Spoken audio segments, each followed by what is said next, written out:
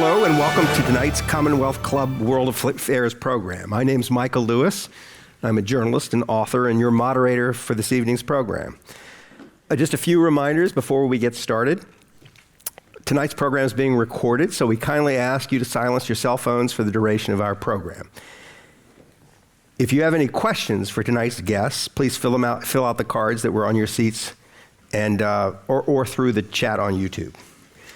Now it's my pleasure to introduce Michael Linton and Josh Steiner, co-authors of From Mistakes to Meaning, Owning Your Past So It Doesn't Own You. Michael's the chairperson of Snap Inc. and has spent his career in the media and entertainment business. Previously, he was former CEO of Sony Entertainment. And it's funny, that's all that's there, because he was also the head of Penguin Publishing when they bought the paperback rights to my first book, Liar's Poker. And we'll get to that, but we've been close friends ever since. Joshua has worked in government finance and the nonprofit sector. After serving as chief of staff of the U.S. Treasury Department, he became a banker at Lazard before co-founding 2 investment firms and serving as an executive at Bloomberg. Michael and Josh, if you're there, congratulations on your new book. Come on in. Okay. Yeah. Here we go.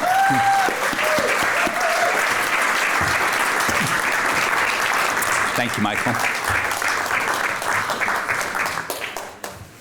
All righty. It's a little bright. It's a little bright, but you're used to that, aren't you? So we will learn as we talk about my chapter. Yeah. So there's a little bit of a structure because there's a structure to their book. It starts with a couple of personal stories and then tries to generalize from them and some other stories they tell about mistakes. And I obviously heard both the stories. I could read about them endlessly. You both make very charming mistakes. But Josh, let's start. What I'd like to do is, just so the audience knows what we're talking about, in some detail go into your story, the mistake, the thing that got you interested in mistakes in the first place. And let's start with you. Great. First of all, thank you all for coming, and thank you to the Commonwealth Club. And Michael, thank you. This is a little about Barry Bonds interviewing little leaguers about baseball. So I'm sure the audience would be happy if we reversed it and asked you questions about writing. When I was 28, I was chief of staff at the Treasury Department, and it seems all kind of quaint now, but the first years of the Clinton administration were somewhat mired in controversy, including what was known as the Whitewater investigation.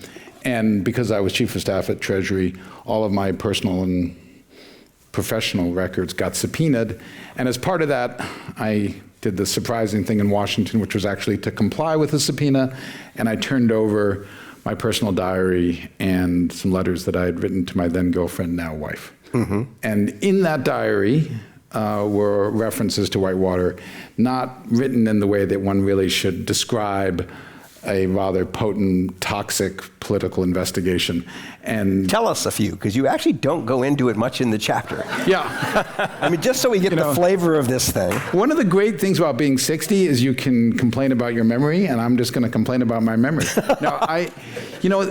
What happened was, and this is relevant for the book and to your point about the broader lessons that we drew, I started keeping a diary when I was traveling through Asia in my early 20s. And it was very sort of atmospheric, and you're traveling around and you meet people and you're curious about what you're seeing and you jot down notes.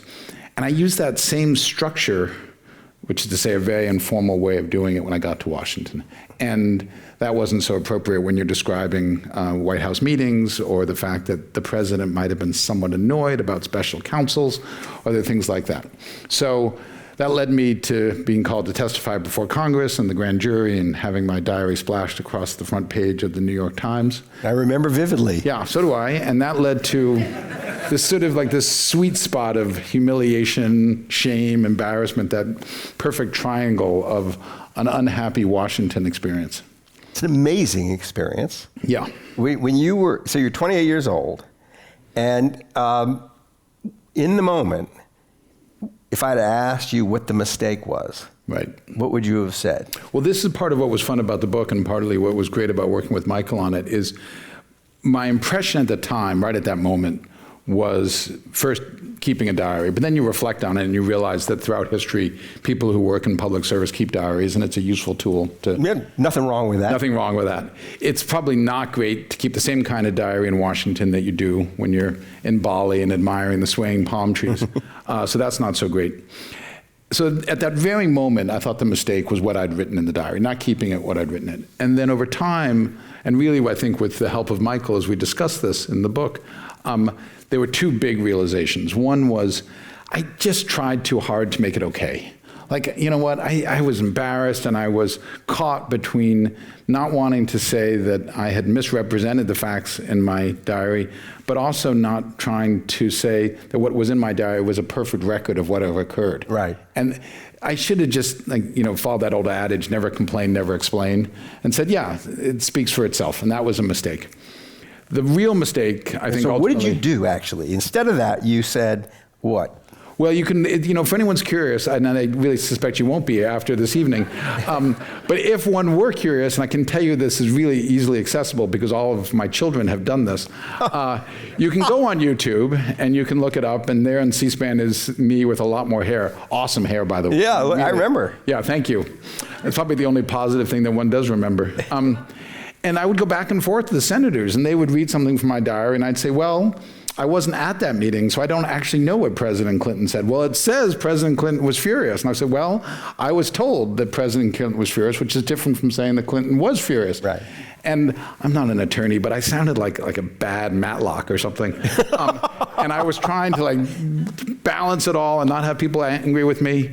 And I should have said, yeah, my guess is he was pretty damn unhappy about the special counsel being called to investigate this, and I didn't. I remember feeling so sorry for you at the time. I remember. That's what everyone wants, just pity. It was No. awesome. It felt really unfair, and it wasn't clear to me. I don't want to sit too long in this story, but I want to. That would be okay. I want to move on to Michael. No. I Right want to here. sit. I want to sit. I want to sit here. I want to sit with this Exactly. just a bit more, because at the time, I thought the mistake was you even admitting you had a diary. So this is a question, Michael, and I've gotten that recently. And why did I turn it over? I mean, no one knew that I kept it. Nobody, right? Nobody. Even at 28, even in the cauldron of this toxic stew of Republicans coming after you. And Monica Lewinsky is found in this whole process, right? Whoa. Okay, let's just be clear. Right. So I know this is very appealing, unfortunately untrue. Ms. Lewinsky arrived on the scene after I had already Yeah, but left same the- investigation. Yes, Right. same investigation. Yeah, so it's a gumbo of a thing that's going on there. Yeah. You're part of the gumbo. She's the sausage and you're the rice. Okay. Yeah. I'm not even going to go to that. Just Okay. for the record, say that was Michael Lewis. For anyone who's wondering who was speaking when that analogy was drawn, that was not Josh Steiner. You're letting me make For my the own audio mistake. portion only, that was Michael Lewis. Okay. So I've now even forgotten the question. Now the question was the subpoena. Look, when you get a subpoena in Washington or anywhere, and I'm not an attorney, as I said, but word to the wise, read it carefully before you do anything. Consult with an attorney, but it's super clear. The subpoena says, turn over all of your records that pertain to the matter under investigation. Right. They don't say, you know what, if some of it's embarrassing, maybe stick it in a drawer, or if it feels uncomfortable. It's a diary. I know, but the law's the law. And in all seriousness, I'm not trying to be preachy about this, but the law is the law. Yep. And you have a choice, and you're 28, and you decide, okay. It's a very brave choice. I maybe it was a little bit brave, and it was a little bit, I'm sure, fear of being caught too. I don't want to pretend it was just virtue. How's anybody catch you if you're the only one who knows it exists? Well, this is the whole thing about shame. I mean, we talk about this in the book. And the thing about shame is it's very different from embarrassment. Embarrassment is when someone sees you doing something bad, and you're embarrassed and you are unhappy about the fact that they've seen you doing it. Shame is when you feel badly about yourself. Yeah. And it stays with you, and it's deeply corrosive. And so even if I'd never been caught, I would have been ashamed of that decision. And so I'm glad I didn't make that decision. I mean, I think you should be proud of that decision then. I think I'm relatively proud. Certainly enabled me to work with Michael on this great book. But for that decision, I wouldn't be here. So the last thing is, what do you think the mistake was? Well, we're going to get to that. But, one of the things we really unpacked as we went through this is the idea that every mistake is a 3-act play. There's what happens before the decision. Yep. You make that decision. In my case, it was writing what I did in the diary. And then there's the third act, which is how you really deal with it and how you process that shame and that embarrassment. And my mistake really came in the third act. My third act was a whole new mistake. And I spent too much time suppressing that and having it metastasize inside of me. And, guaranteed no one remembered this or cared about it. I remembered it. Okay. No, but You're an astute student No, of Washington. no, but it must have. People remembered it. Yeah. No one cared No about one it. cared. Like, no one Right. cared. Right. Except for me. And so if I saw an article or a story which even referenced the word diary, my heart rate went up. Like I could feel it in the pit of my stomach. And that was because I had suppressed this for so long. And so the process of writing this with Michael and talking about it with Michael was, a deep form of exposure therapy. So I want to get to how the book came about. Before we do that, I want to Michael tell a story. But before you tell your story, Michael, I just want to tell a story. I mean, I could have guessed at some point you were going to make a mistake from the first time we met. Me? Yes. Yes. I'm glad you're looking at him. Because Just my- lean back here. because- Because we met in Washington too, and I was That's like, right. whoa, Yeah, okay. yeah. What was the tell? But no, I didn't. You didn't have. What the tell was you had bought Liar's Poker as a paperback. Yep. I still had not met you, but you invited me through someone else to come to Las Vegas for the American Booksellers Association convention, and to go to promote the paperback before it came out. So it was whatever. It was 6 months after the hardback came out, 1990. Right. And then I get a note saying that you have commissioned a musical. I've heard this story. I have no recollection. Yeah, see that you don't remember your mistakes. Maybe. But That's true. a musical, and I'm just that I have to sing and dance in this musical, and and I'm given a song and a dance number, and the song is called "I'm a Big Swinging." and I thought this guy is a risk taker. I thought something's going to happen here. I apologize for that mistake. So that came off okay. Yes. So, but let's talk about. So you went on from. You want to sing the song for us? I don't remember it. Oh, okay. But yeah, I mean, I actually. I'll hum a few bars. Go ahead. Yeah, no, but so flash forward, and then we were in business again in a kind of a messy situation. You bought the movie rights to Moneyball. Yep. And you made Moneyball. Yep. But after a lot of mistakes. A lot of contortions. A lot of mistakes, yeah. But let's talk about your story in this book. Yeah. I watched it, right? I mean, I was there. You were there a lot of the time. You were in and out of the house. I would love to hear it, though. So my mistake, but I can tell you what happened before and what happened after, was agreeing in the moment to make the movie The Interview, starring Seth Rogen, which is about two hapless journalists, Seth and James Franco, who go off to North Korea under the direction of the CIA to assassinate Kim Jong-un. And it was a comedy, right. Not what you would naturally think is a comedy, but it was definitely a comedy. And pretty funny movie. It was a funny movie. It came out really funny. Yeah. What led up to it was not funny. Okay. So we were in a competitive situation at the time. We'd made a bunch of movies with Seth Rogen. They were all of them successful, but so had another studio, Universal. And the two people at the top of those two studios, Amy Pascal at Sony and Stacy Snyder at Universal, were rivals, so there was that to boot. And everybody at the studio who was responsible for making movies had read the script and they all wanted to make it, Amy most particularly. And at that moment, we had a really good process in place before we decided to make a movie. We would assemble all the relevant people, bring them into a room, the finance person, the marketing person, creative, and you would go through the numbers and you would talk about what the pitfalls could be and policy and legal, and then you would come to a decision. None of that happened here. I had been in the job for 10 years.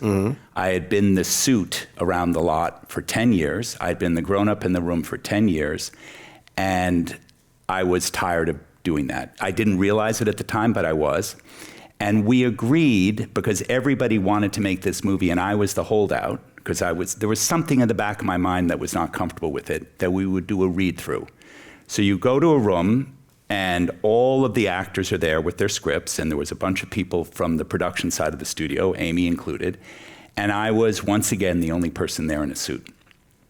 And the read-through happened, and it was indeed very funny. Super funny, and at the end of the read-through, everybody's high-fiving and saying, let's do this, and all of a sudden, totally out of character, I found myself high-fiving and saying, let's do this, which under the normal set of circumstances, I would have been the person saying, okay, now let's go to another room and all figure out whether this is the right thing to do. Right. And in that moment, I didn't realize it at the time, but I made an enormous mistake. So you want me to go on about what happened after that? Why so we was go it- ahead and we make the movie, and then around about June of that year, we put out a trailer and we get a notice. We have no formal relations with North Korea, so we don't have any way of hearing from the government. But through channels, there is a notice that comes to the studio, what we think is the North Korean envoy in New York, to say, don't put out this movie or bad things will happen. And I sort of take it seriously, and I call up an acquaintance at the State Department at a very senior level and the RAND Corporation and say, do we have anything to worry about? And they said, nothing. You have nothing to worry about. They're all bark, no bite. Unfortunately, they were talking about Kim Jong-un's father, Kim Jong-il, who had just died 2 years previously. Nobody had really understood how crazy the new guy was. Right. And so we ignored it. And all of a sudden, come September, we were going to release the picture in the Christmas period.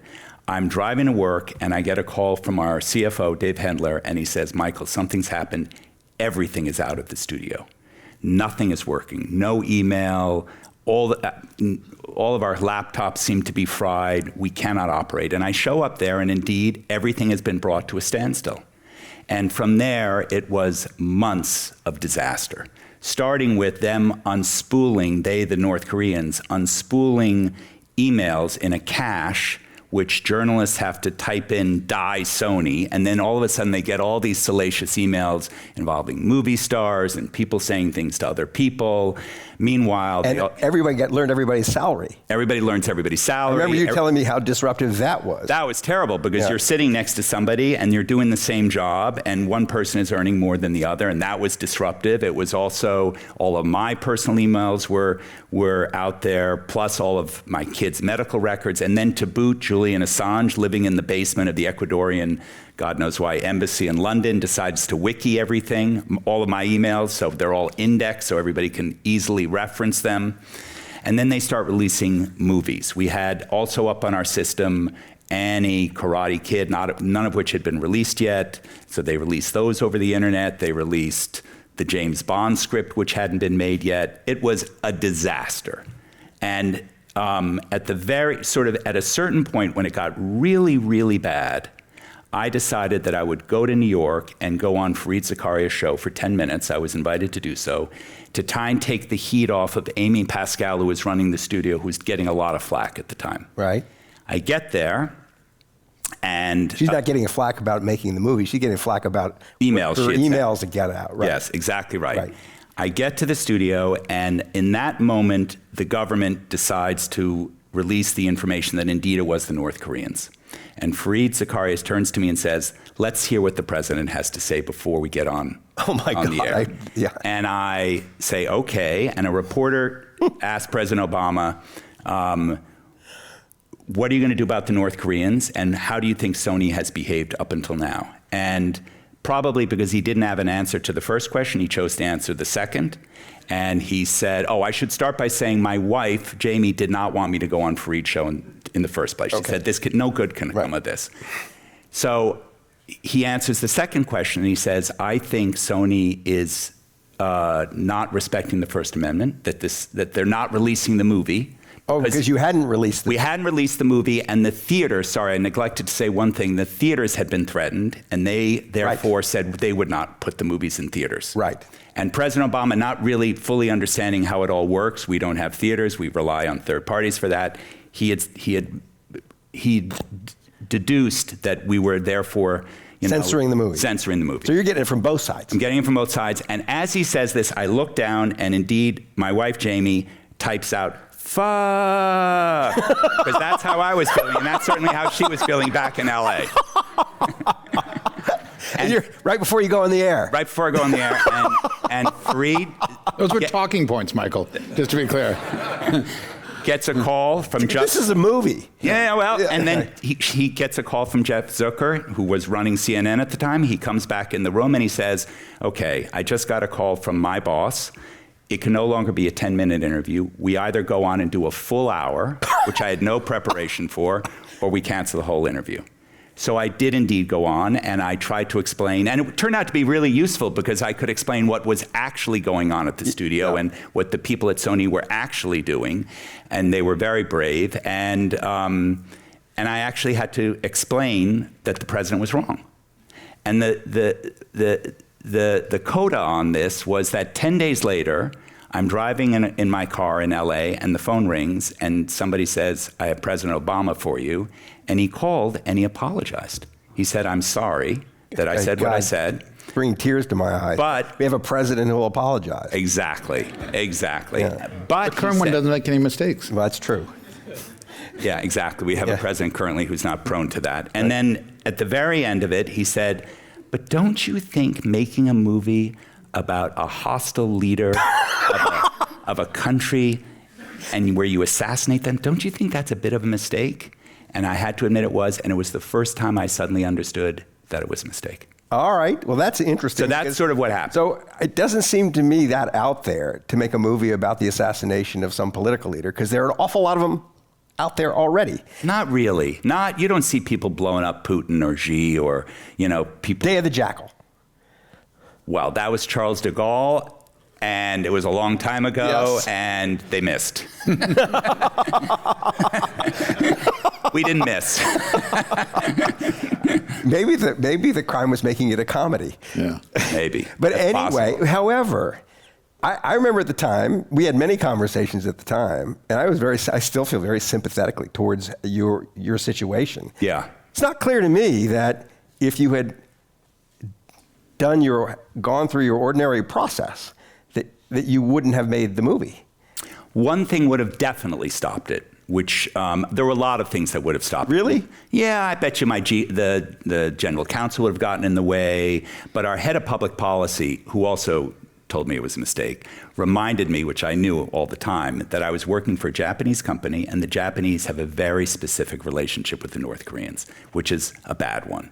And they had actually kidnapped the North Koreans 100 school children off the streets of Tokyo back in the late 70s. And just as we were making this movie, Prime Minister Abe was trying to make amends with North Korea specifically to get those kids back. Oh, God. So there was a whole there was a lot of things going on. There was a lot of things going around in the background that I was not aware of, but I should have been aware Let of. me just, I want to plumb the depths of your mistake for a minute. But before we do that, if you hadn't made it, someone would have made it. Yes, probably Universal. So this whole story would be about Universal then. No, because they probably would have listened to the threats and not put it out. I also had a history a little bit with this kind of thing because I had worked at Penguin, which is when we met. Yep. And I came a few years after they published the Satanic Verses, which is another version of this whole story. That's which right. was even worse. Yep. But they kept at it. They published the book and they put it on shelves, and that really emboldened me to do the same here. Right. You can't bow to censorship. Right. So what do you think? Analyze your mistake. Where is it coming from? Well, that's in the book too. So, So when we talk about in the book that early in our lives we develop a way of seeing the world, or many ways of seeing the world that become ingrained with us, and they're called schemas. And they're useful in many ways because they give you a shorthand on how to deal with things in a moment. You have an immediate response to certain stuff. Yep. Well, you wrote the book. You wrote Thinking Fast and Thinking, on Kahneman and Tversky. I wrote The Undoing. The Undoing, right. And so that's a piece of it. And my schema that came to the fore was my parents moved us to Holland from the United States when I was like 8 or 9 years old. And I arrive in Holland in September, right into the school, without speaking any Dutch. And I was a very lonely kid for a few years. Uh-huh. And I, in that period, really developed a strong desire to be accepted within a community, accepted with the cool kids, which I clearly wasn't. And that sort of persisted through a lot of my life. And it definitely came up in that moment where I suddenly thought to myself, I'm tired of being the grown-up. I'm tired of being the guy in the suit. I want to be having fun with all of these guys. Huh. And that schema played out right then and there. There's just to interject one thing on this. One of the things we did in the book was try to find the relevant psychological literature that goes along in support of the schemas that we were discovering this. And there's one great study that was done in the 1950s by a guy named Solomon Asch at Swarthmore, which I should just mention because it's so Yeah, relevant no, you're right. to Michael's story, is he takes the subjects and he tells them we're going to do this experiment. And he doesn't tell them that he's putting them with professional actors. And the subjects are put in a room with a bunch of professional actors and they're given 2 cards. And on one card are 3 lines of different length. And another card is a line which matches one of the 3. And the test was when the professional actors, who the volunteer thinks are other volunteers, lie and say, oh, that line is A, when it's actually clearly B or C, 75% of the volunteers at least once give the wrong answer. And if you don't Ask have to compare the lengths of lines. comparing lengths of lines, Which is very obvious, which totally obvious. people will be led to say the thing that they say the wrong thing. Correct. There's a And if they don't social- lie, it's less than 1% of the time, okay, that someone gives the wrong answer. So they think, okay, this is the 1950s, it's Swarthmore, it's a difficult time in our country. So let's just go back and try to repeat this.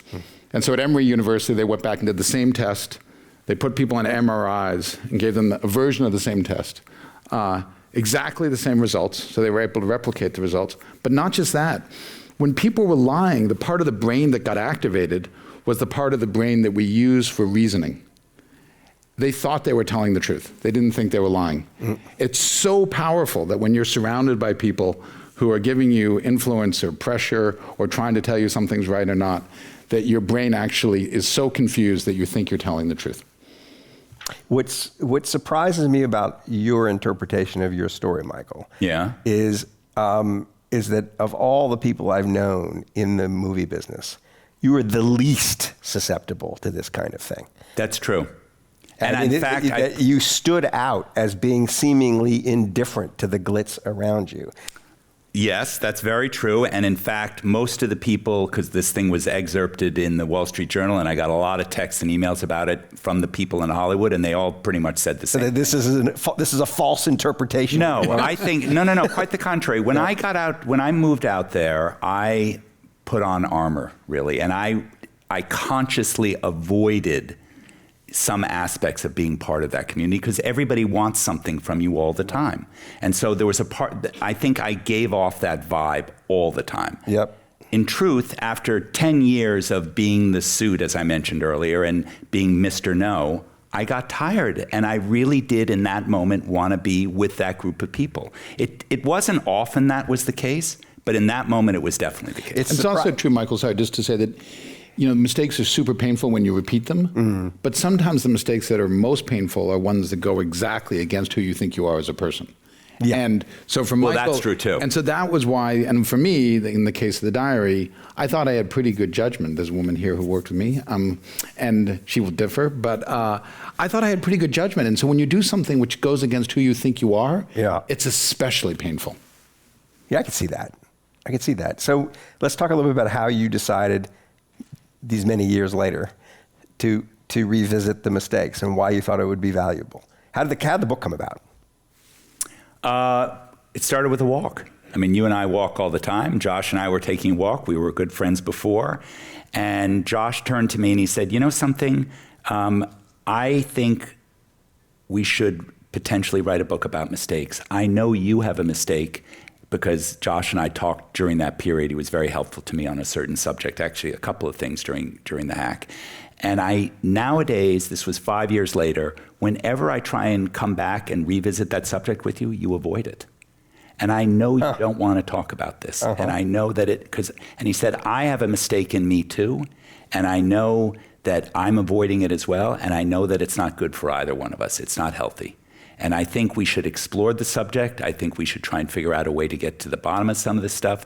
And I said, let me think about it. And then when I thought about it, I thought, yeah, I can't just keep living with this thing and not. It bothered you that much? It did bother me. It bothered you that much? I never looked at a wiki. I never looked at any pieces on this. Anytime people even mentioned the word hack, that I would just walk out of the room. So it really hung over me. So you decided, this is what, 5 years ago or something you had this conversation. You would know, but it's hard to write a book, Michael. Well, Take some time. it's a different kind of book. On that note, it is hard to write a book like this. Yeah. Because it's a book with lots of different little stories rather than one big narrative. I mean, Fair. you're figuring out how to get across the many little ideas you want to get across, and some big ideas, through a whole bunch of different characters, including yourselves. And it's like different from what I do. Once I find a story and I'm in the story, it just kind of writes itself. Sure. It does. It really does. It really does. The hard part is finding the story for me. But so you decided to do this thing. What makes you even think? I mean, there are all kinds of questions I have. I mean, if you asked me to write a book about my mistakes, I'd say, like, where do I start? I mean, there are hundreds of them. Right. And I've always kind of thought a well-lived life is filled with mistakes. Yep. You want to make mistakes. Yep. And you don't want to create a situation where you're afraid to make mistakes because you've sort of fetishized them in some way. You've obsessed about them. On the other hand, maybe you two have never made any other mistakes. So Well, no, maybe that's the thing. You live on the West Coast. We're very uptight. Yeah. Well, it's just that's like the difference. I mean, yours were pretty dramatic.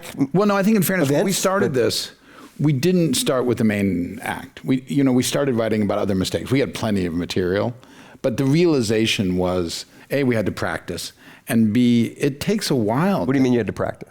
We had to practice talking about mistakes. Oh, I see. We're so accustomed in life. You run into an old friend and you say, how are things going?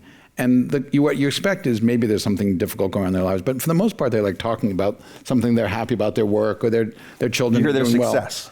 Yeah, and one of the ways we think about this is, imagine you go to your college reunion and you sit down at the dining room, the table, and on your left is a woman and she's started 3 companies and she's worth $6 billion, and across from you is a scientist and his experiment has failed, but in the process he came up with a new polymer. It's really cool. And on your right is a guy and it's Joe, and you say, Joe, like, I haven't seen you in 20 years. And he says, yeah, I know. And I go, well, why not? And he said, well, I made this really embarrassing mistake and I was ashamed to come back to reunion. Now you have a choice. Like, do you want to hear about the unbelievably successful entrepreneur? You can hear about the polymer, or you can talk about the mistake. Obviously. Right, obviously, except there wasn't a book about mistakes before, and obviously we don't know how to ask the right questions, and we screwed up a bunch of times. Yeah. Like, you rush to a conclusion, right, about what the root cause of it is, or you then start talking about yourself. Oh, I made that mistake too. There's 73 ways where you can shut the person down. Exactly? Yeah, approximately. We got to 72 and we couldn't come up with the 73rd. And so it took a lot of practice, and that's what we had to do. Okay, with other people. Well, it took first with ourselves, and then we also got this awesome psychologist from Hopkins involved. I saw her. What's her name? Alison Papadakis. So how did you choose this person as your kind of guide to the literature? It was a really careful process. I called the president of Hopkins, and he put me in touch with the chair of the psychology department, and she introduced me to Alison. And you told her what you were doing. What'd she make of it? She was, I think, a little baffled at first, and and she was a little, I would say. I would say she was rightly concerned. Like, who are these two yahoos, and why would I actually jeopardize my academic career by, jumping in the water with them? Yeah. At least that was my interpretation. Neither one of you have ever written a book. You've just written a diary. And so we going back to that? We going back to that? No. Okay. No, but you had some experience. You've mined that material. No, so you had some experience with putting words on a page, and the world was riveted by it. They were. You've had that experience. My words are everybody wants to hear them. Sold more copies than this book. Yeah. but so you're coming at it completely fresh as like, how do we do this? Yep. Yeah. And that's interesting, coming at this fresh as non-authors. Well, our editor here, Shannon Welch, is here, and she's awesome. And we did our first draft, and we were like, awesome. We're done. We're done. This is so good, like really good. And she's like, yeah. So it turns out, like, if you haven't written a book before, it's harder than it looks. Well, how did you do it? You did alternate chapters? What'd you do? Did you write it together? No, I mean, we each wrote up our own individual mistakes, and that was the start. And Josh did, I would say, the majority of the writing of the rest. And then I would do the editing back and forth, and that's pretty much the process. Okay. I'm going to talk about before we talk to some of the other characters in the book, some of whom I know, and are friends. Talk a little bit about sort of like patterns to mistakes. Like, what'd you learn Like, what'd you learn that I didn't know? Well, I'll tell you one thing that was, because you were talking about everybody having lots of mistakes. So the process that we went through was we would find these folks, some of whom are well known, some of whom not so much, some of whom we knew, some of whom we didn't. And we would sit them on a Zoom, and we had 2 sessions, each of an hour, with about 2 weeks or 3 weeks in between to review the first session. We would start by saying, tell us about a mistake. And you would think that people had to there was this, and everybody had one thing they really wanted to talk So you about. started with the person without knowing they had any At all. material for you. With 1 or 2 exceptions. There was Yeah. a woman in the book who was the victim of a Ponzi scheme, and we reached out to her because we'd seen that she'd been victimized by that. Right. And we wanted to have something which had to do with the financial world. Right. Yeah. So you start them that way, and no one had any problem producing material for you.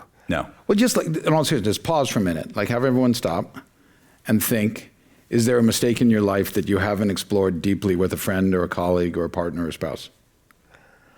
I think most people have that. Yeah. If you give people a minute to do it, universally, they come Yeah. up with something. We should have done that. We should have had everybody write down one anonymously, and I could just read them. I would make one we also make a distinction, which is an important distinction between failures and mistakes. And the distinction is that when you have a failure, which, by the way, not everybody has the opportunity to have a failure, it's people coming together, making a decision with some consideration that has ambition, and then it doesn't work. Mistakes, everybody makes mistakes because it's basically an emotionally laden decision that's done in the moment on your own. And so everybody seems to have a mistake that they really want to talk about and But sits you with almost them. define a mistake as something that has a structure to it, right? Yeah. It's the 3-act structure. Yeah, an important part of it is that it leads to regret. Every one of these stories is not the hero's journey. There's Right. no happy ending. Right. And so we didn't want to write that book, which was like, oh my gosh, I started a company, I only made 500 million, I thought I was going to make $1 billion. Yeah. You don't want humble brags. We didn't want the humble brags. And so... You know that there's research that shows that humble bragging is more repellent to people than bragging. That actually, if you want bet. someone genuinely to despise you, that's what you do. And bragging is fine compared to that. Right. Yeah, because it's deceit on top of conceit. Yeah, that's Right? a bad combo. It's a bad combo. Yeah. So that's right. You don't want the humble brag. No, no happy. We tried to avoid this. And I imagine a lot of people wanted to slip humble brags into your book. You know, people were pretty good about No? that. I don't remember a You have one, good taste in actually. people. Yeah. You didn't get to those. Well, you know, I think they were so, once they got into it, it was so emotionally laden. It really was, Michael. And there were tears and I think ultimately there was this great sense of relief for almost everyone. The people in your book broadly are very successful people. So the mistake is happening. The life is a little bit of a humble brag. The mistake is happening in the context of great success. Malcolm Gladwell. Yeah, sure. David Frankel. Absolutely. That was very... Michael Govan. Yeah. Yeah, that was intentional. I mean, our hope is that when... You didn't go to Harvey Weinstein. No, Yeah. you know what? It's because those payphones are very hard. He had to be calling us collect. No, and we didn't want him calling us yes. collect, and I didn't want you my could phone find some record. pretty Yeah. devastating mistakes. Yeah, right, Yeah, you could. Right. Well, there are a couple things we didn't do. There are horrible tragedies that take place in the world, and we didn't want to do those. I mean, Right. a young man gets involved in something and shoots someone. Yeah. They're deep. Those are tragic. Those aren't for us. And You wanted the happy mistakes. we wanted mistakes that were really painful and also not completely derailing. I see. Because that's a different category. Yep. And I think to your point about success, you're absolutely right. The people in the book have led productive, mostly very fortunate lives. But our hope is that it's a permissioning book. Yeah. That people will read it and think to themselves, whoa, if those people are willing to come on stage to write about it, I'm happy to sit down at my dining room table and talk about this. Is that what you want people to come away with, sort of like lean into your mistake and explore it a bit? Explore it a bit. I mean, I think it's really give yourself permission. Right. I mean, give yourself a break, get it off your chest, talk about it, talk that mistake to death. I think and our view is if you do that, it just has much less burden and the likelihood of repeating itself is much lower. And people enjoy hearing about them.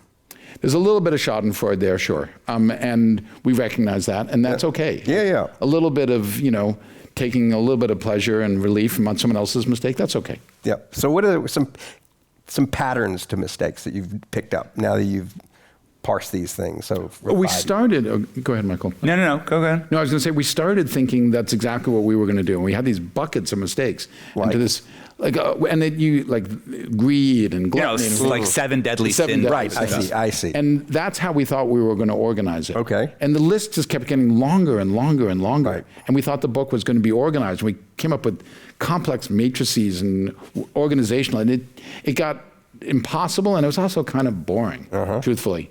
And that's where, to Michael's point about the schemas, where Allison was very helpful.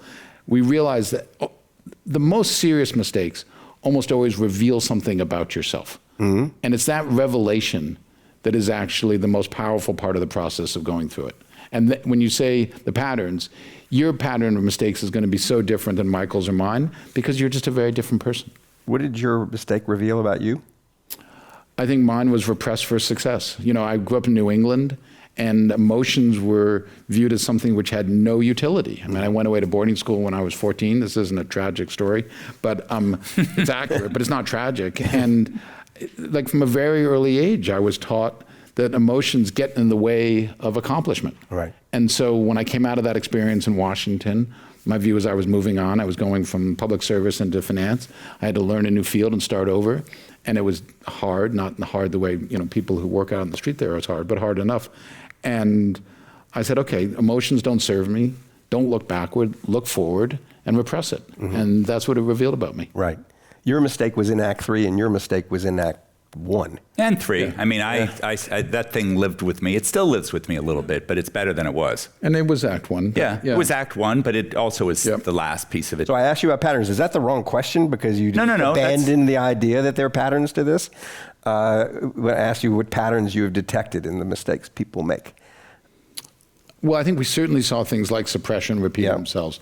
We certainly saw that, to Michael's point, if you're not aware of the environment in which you're operating, if you're not involved in your emotional state, one of the things we talk about a fair amount is the idea of the wise mind. And for many years, if you think about going back to Bentham, we think about pain and pleasure, or we think about System 1 and System 2 thinking, subject you know much better than me. But recently, partly because of work in cognitive behavioral therapy and other places, there's a recognition that people who make the best decisions and generally speaking are happiest in life have what's known as a wise mind. They're able to combine their intellect and their emotions. They're able to separate those things and then recombine them in the process of making a decision. So we did see people often who were indexing too hard to their emotions or indexing too hard to what they thought was the right intellectual answer. So we saw patterns like those. Right. That's interesting. Second one is Sam Bankman-Fried. Yeah. Yeah. Exactly. He can talk his way into a fraud. Correct. Right. Yep. And sounds pretty reasonable to his mind. Yep. Yeah. Yeah. What's the first? What's a good example in here of the first? Of which? The indexing too much to the emotion. I would say Irv is a good example. Yeah, big great example. Why don't you tell that story? So Irv Gotti, who died recently, was a sort of legendary rap producer in pretty much in the earlier days of rap. But his biggest star of all was Jennifer Lopez, and he and Jennifer Lopez were really tied at the hip. And he made 2 enormous albums with her that were, platinum albums, and his career was made on her back, or they were together in that period. And there was an incident where Irv had agreed to do an interview with a fashion magazine that was covering a story about her. And prior to the interview, just before, he got a phone call from a very senior music executive. And Irv was black, and the music executive used the N-word as he was talking to him. And it incensed Irv. It really incensed him. He was very angry. And when he put the phone down, the next minute the phone rang, and it was the journalist who he was meant to be talking to. And he trashed Jennifer Lopez in that interview. He basically said that something that she had claimed was not true. And when the article came out, it destroyed their relationship. And he never produced another record with her. And that's an example where he was so overtaken by his own emotions that he ruined his most important relationship in a moment. And what did he take away from it? When he talked about it, how did he talk about it? Did he learn anything from it? Did he change because of it? I think he had understood he understood that he was very emotionally charged in the moment, that indeed that was a real mistake, and that he was not going to do that in the future. Right. I do think that Irv had sort of moderated his behavior in that respect. What's interesting to me is the people who you include in the book, when you go to them with that question, how broadly they interpret the question. Yeah. And there are a couple of people I want to talk about. The first is Michael Govan. Tell Michael Govan's story. Michael Govan is the director of LACMA, right? He's the director of the Los Angeles County Museum. You go to him and you say, "What's your mistake? Tell me what comes back at you." So Michael, who we know, had a tremendous career as a museum director and curator, and you would never imagine the mistake that he made in his head was choosing to become a museum director. Yeah, that's the thing. It is. You think this man is made to do this. Exactly. And he's got some huge regret. Exactly. And it turns out that when Michael was much younger, he really fancied himself, not fancied, he was also considering being a full-time working artist. Yeah. He also believed very strongly, and still believes, that what artists have that is unique to them or unusual to them are antennae that can sense things in the world that many other people can't, and they can express them, what they see, in a way that helps the rest of the world interpret those things. But that if you don't use those antennae over time, or if you are in a boring corporate job or a job that is not related to artistic expression, that gets dulled and you can't retrieve it. So Michael, It's a really interesting idea, that. and I agree with it, actually. Yeah. I think he's You do really, think it's true? I definitely think it's true. But Michael, equally early in his career, he got given huge jobs at museums, and one thing led to another and one thing led to another, and he eventually made the decision that he was not going to be an artist, but rather that he was going to go off and be a curator and eventually a museum director, and that he might return to becoming an artist. But that he later discovered he couldn't return because, as I mentioned to you earlier, the antennae were no longer there, and that he views as his mistake. The broader theme on this one is what's known as possible selves.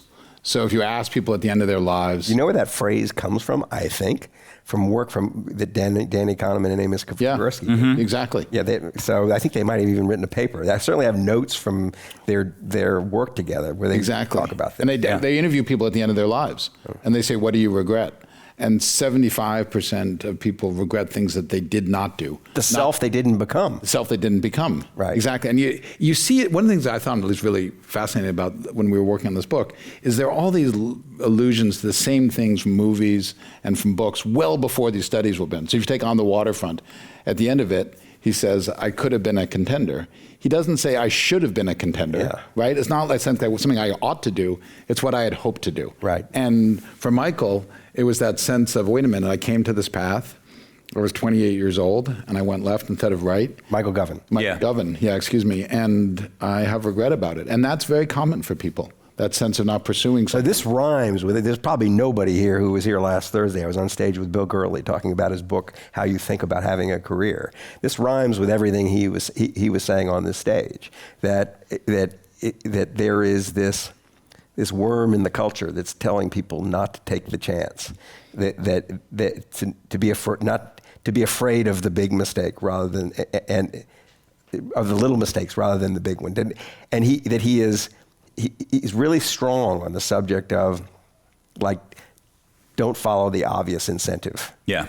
And Michael Govan had dangled before. He just happened to be. If Michael Govan had been like socially inept, it would have really helped his artistic career. Absolutely. Right? That he would not have been Well, he wouldn't able, have sold anything, because ultimately artists need to be socially adept. His problem, the reason he has this possible self thing going on, is that he had an ability to be this other thing. Correct. And a lot of artists, the reason they end up as artists is they don't. Yep. Right. Like, you can be an investment banker. Walking away from it is a lot harder than Speaking from personal experience. Well, speaking from personal experience. Yeah. Mm-hmm. I mean, there's a whole, when I think of the big decisions I made in my life, that was one of them. Yeah. I had no trouble making it, but the whole world was telling me not to do it. Everybody was telling me not to do it. But it was a very easy decision for me. That wouldn't be my mistake if you came to me. That was the right. Well, there's a little bit of a risk of survivor bias too, and you're on stage here, and Michael Govin's running Lachman. So one of the things we always have to be careful about is, to your point about successful people, he's the guy who chose to do this and this. You don't hear about the guy who was on the path to be working in a museum, chose to quit an institutional job to become an artist, and alas, hasn't been able to support his family for the last 50 years. Yes. Right? And so that survivor bias we have to keep in mind. Bill Gurley's stories have the same problem. Yeah. He's talking to the people who it worked out for. Yep. Yeah, exactly. That's right. And that's why even these successful people carry these sense of regret, though. And that's why. But that's the Govan thing is just fascinating to me because he's enormously successful. Yep. I mean, enormously influential. It just seems like he's doing the thing he was put on earth to do. Well, Malcolm and that he feels Gladwell. he does. Well, that's the next one I want to talk about. Let's just talk about Malcolm for one really second. But I will say one thing in defense of Michael Govan, and I don't think this is in the book, but I know Michael pretty well. One of the problems, I think, for Michael is that on a day-to-day basis, he's surrounded by artists, and those are the people he holds in the highest regard. And he could have been one of them. Right. At least he thinks he could have been one of them. Well, and also he's reasonably modest about it. He doesn't even necessarily think he'd be the greatest. Right. But he so admires, to your point about the antenna and how they lead their way through life and what they tell us about the world. You know, it's like the coach who didn't make it, but who's surrounded and is coaching all these fabulous athletes who did. Yeah. If you can't play, coach, and if you can't coach, referee. And there's a little bit of that going on. I haven't heard the second part. Is that what people say about referees? That's horrible.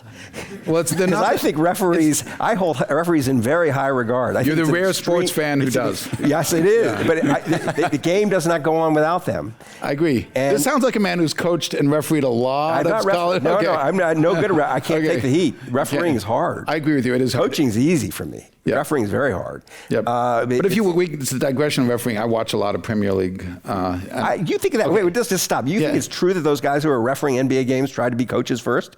Not all of them, but I think there is a truth that if you watch their own type. If you look at the NBA and if you look at the Premier League, those guys are jacked. Okay, they are. Really, they want to look good. Okay, they want to look different. good. Okay, but there's they're also getting a lot. I mean, they're in their face with these athletes, but there's a little bit of an element of them, like, you know what? I could be on the court too. I could be on the pitch too. There's something going on. It's more complicated. It used to be that way, though. No, they also be dumpy. Yeah. That's changed. That's changed. Like golfers, like being in shape is not necessary. It's a decorative thing. You can now it is. Yeah. You don't have to be. It doesn't help. Yeah. It's just like why not? What does this have to do with mistakes? I'm curious. Sorry about that. We finally found a topic that interests Michael, so we're going to stay on it. Because everyone wants to hear from you anyway. No. This is okay. It's a digression. But we're getting to Malcolm Gladwell. Sports. I want to talk about Malcolm. Sports. Yeah. So Malcolm Gladwell thinks there's this. It's a another possibility. You went to him, and the mistake wasn't, I screwed up paragraph 6 in in Outliers. It was my whole life might have been different. Well, we thought that when we asked Malcolm, we thought, okay, you've written these unbelievably successful books, but not all of them have achieved critical acclaim, and we wondered whether. No, we wondered whether there was. He annoys people because he's so good. Yeah, and no, he really does. He's just like he is the most unfairly criticized person. I agree, but we wondered whether there was something embedded there about which he had regret, and he didn't feel that way at all. What he talked about was growing up in Canada. So Malcolm came from relatively modest means in a small community in Canada, and at the age of 12 and 14, he was literally the best runner in his age group in Canada, and people were expecting that he was going to go off to the Olympics. And then he quit, full stop. He didn't just quit competing, he stopped running. And Malcolm said that he thinks his greatest God-given talent is running, better than he is actually even as a writer. And he didn't start again running until he was in his 50s, when he went down to a track and saw people running, and he saw that they were running for joy. And so the question was, why did Malcolm give up something at which he was so spectacular, and that now later in his life has given him so much joy? And that was the discussion that we had with him. Well, I read that chapter, and what seemed to have happened is he started losing. But maybe I'm wrong. Maybe I call me pedestrian and a thought, but he was winning all his races, and then he hit age 15, and all of a sudden he's finishing 4th. Right. So there's an element of this which is about perfectionism. Yeah. There's a theme of perfectionism that crossed not just Malcolm's chapter, but others, about the perils of perfectionism. Yep. And how it can lead you to make decisions either that you're going to just keep working and working and working and you become an intolerable colleague or spouse because you're such a perfectionist, not so great, or it can lead to something else, which is kind of black and white thinking. And in Malcolm's case, black and white thinking is actually a key component of who he is as a writer and That's as a person. completely right. Right? Yes. He has really hot takes. He goes off and pursues them. They're serious, often backed by at least some of the academic literature, rarely all of it. Yeah. And that element of his personality. Ideas are a playground for him. That's awesome. He's And just playing. You're and he's watching awesome. a 2-year-old in a playground. Yeah, and if he was Yeah. totally bound by them, he wouldn't come up with these That's really right. visionary ideas. But that black and white thinking led him to think, I don't want to run. That's it. I'm done. And it is obviously a strength of him as an author, but it was a problem for him as an adolescent. When you go through this process with Malcolm Gladwell, I'm curious about him in particular because he's usually on the other end of the interview. Does he say does he have any kind of, I learned something about myself and it will enable me going forward to be a little bit different? I think so. Very much so.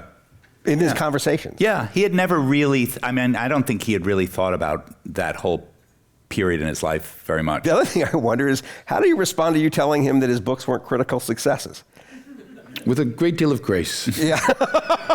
Because he gets some good reviews too. He does, no. Yeah, there is, but Malcolm is a very close friend of Michael's, closer than he is of mine. And to his credit, as we started going through this, and this was almost universally true, it triggered something in his mind. And as an example, he talked about the fact that it had been difficult for him to form a lasting relationship because of his own ideas about who he expected to marry and his idealized. All right.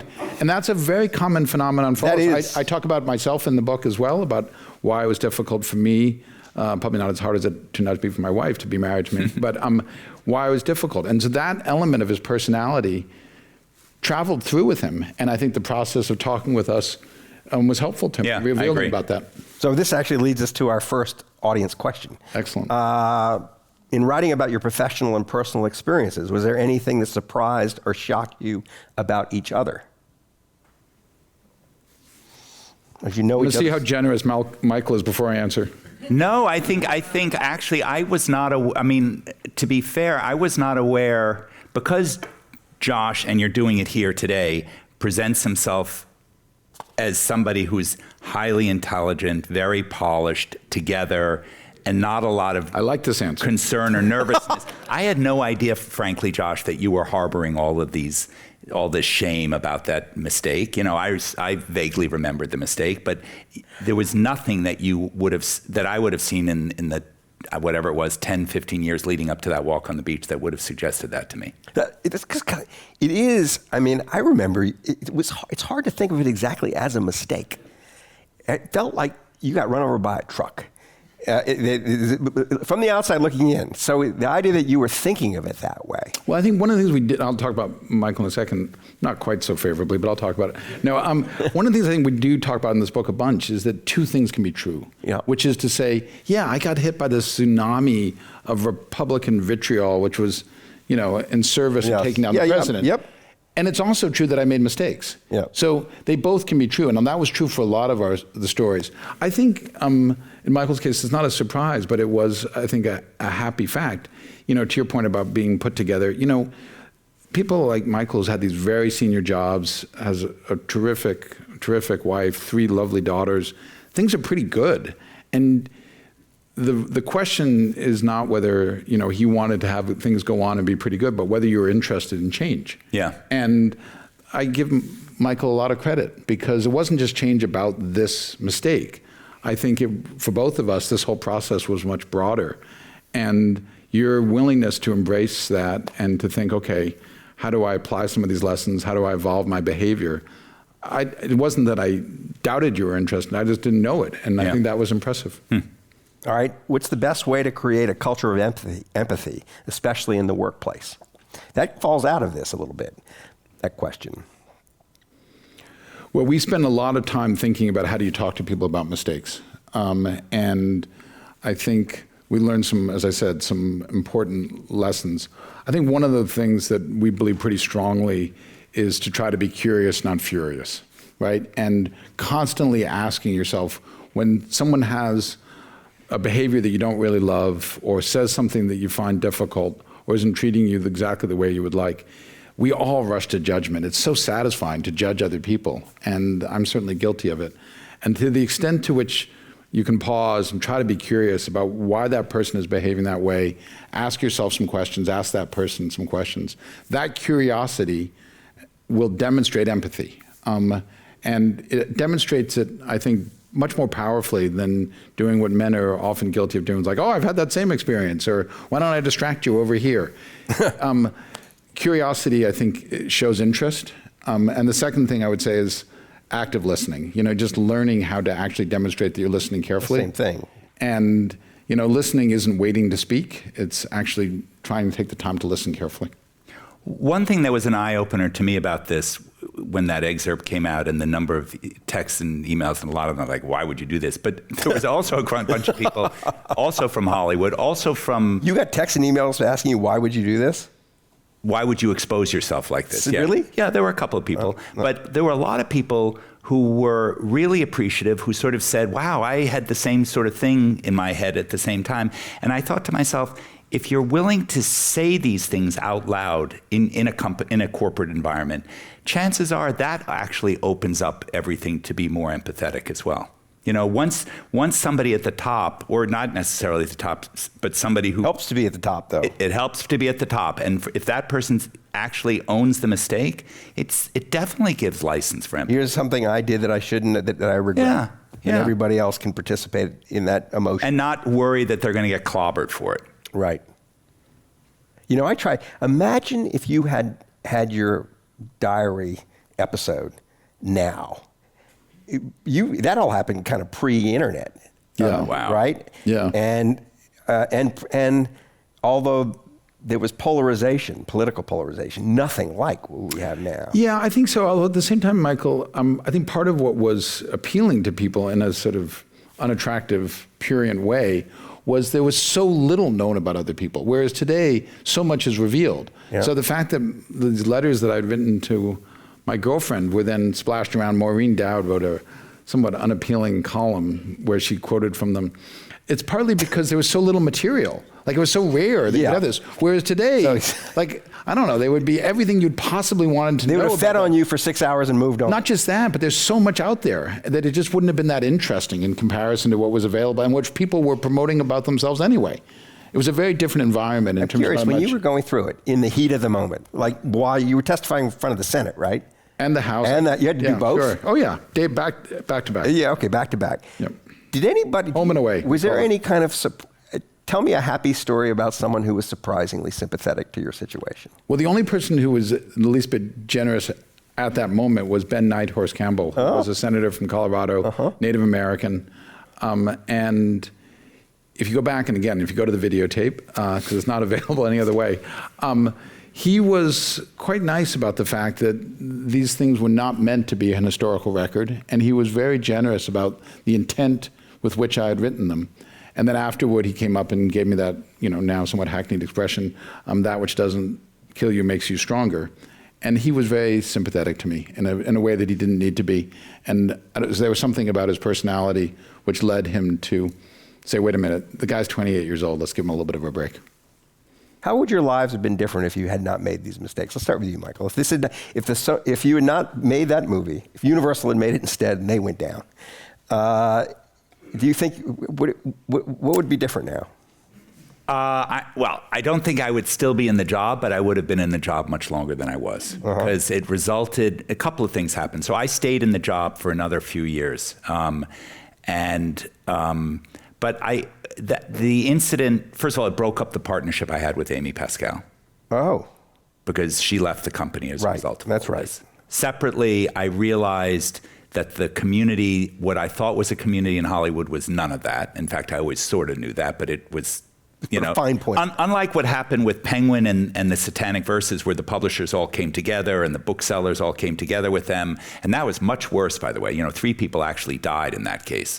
Nobody died. But very different, because it isn't everybody being catty about each other behind each other's backs. Very true. Very, very true. But in this instance, it was the polar opposite. Not only was nobody helping out, everybody was actively like working on the theaters not to release our movie, to release their movie instead. Right. So part of me also said, gee whiz, do I really want to be part of this? But I remember like 6 months after it all happened, I had lunch with the dean of the Harvard Business School, very thoughtful guy, and he said to me, you're not going to be in this job for more than another 3 years. And I said, why would you say that? I'm okay here. We made it through. He said, I've seen people come through these kinds of things. You're traumatized to the point where, yeah, you made it through, and the company made it through, and bravo for you, and you handle it pretty well. But these things tend to be the case that you leave a period afterward. And he was right. There was a moment where I just said to myself, I don't want to do this anymore. What about other ways in which it shaped you? It made me distrustful of the world. Like up until that moment, I had a completely charmed existence in my view. Like nothing really bad had happened to me. And all of a sudden, out of the blue, I got knocked up the side of the head, and I realized, boy, the world is not a place that I thought it was. Right. But has it made you more empathetic? It has definitely made me more empathetic. It is, Josh pointed out, I think it's also in the book, that I was a person who was, before that, pretty judgmental, pretty quick to say, that person's wrong or that person doesn't. I don't do that anymore. I really don't. Maybe it's being out of a stressful job, except to you on a regular basis, but I don't. I've mellowed a lot as a result of it. So Josh, give me your counterfactual. Never happens. Or let's do both. You never keep a diary. Yep. White order never happens. Whatever, a million ways to undo this, right? Yep. Kahneman and Tversky were great on this too. Like there are rules of how your imagination undoes these things. But or you'd write the diary, but you never tell anybody. Give me those two lives. Well, I think in the first case, it probably goes against the discussion we had before about these not supposed to be stories where everything ends perfectly. In that case, I stay in Washington longer. My then girlfriend, now wife, probably gets fed up with me staying in Washington. She was living in New York, and alas, the most important decision I ever made, which was to get married, doesn't happen. And so that's an unhappy outcome. How about that? All right. That's bad. Yeah. That would be bad. So that's a little bit contrary to what we said before. Yep. And one of the things that's appealing about this topic, though, is I hadn't thought about that before. And so I'm not trying to put a gloss on this whole thing, but it's probably inarguably true that I would have taken longer. I would have gone back to New York eventually because I wanted to make some money. And I think people who serve in government indefinitely probably are making a mistake. But it would have taken me longer, and she's a smart person, and she was impatient, and it probably wouldn't have worked out. Right. If I had not turned in the diary, who knows? I suspect it would have made me a more cynical person. Yeah. And I'm not sure how it would have manifested itself, but I would have had some skepticism about the systems and processes upon which we rely in this country, and I would have had a deeper skepticism about myself. Right. So on that note, ladies and gentlemen, Michael Lynton, Josh Steiner. This is great. Thank you, Michael. Thank you. Michael, thank you. Yep. We have one other thing we need to do. Okay, what's that? Sorry, you have to make an announcement. I've just got to read this. Okay, I'm going to sit down. We'll sit down. Okay. I'll sit on your book. So our thanks to Michael Lynton and Josh Steiner, co-authors of From Mistakes to Meaning, Owning Your Past So It Doesn't Own You. We encourage you to pick up a copy of their book here or at your local bookstore. And for information about Commonwealth Club World Affairs membership and upcoming programs, please visit www.commonwealthclub.org. I'm Michael Lewis. This was fun. Thank you, Michael. Yep.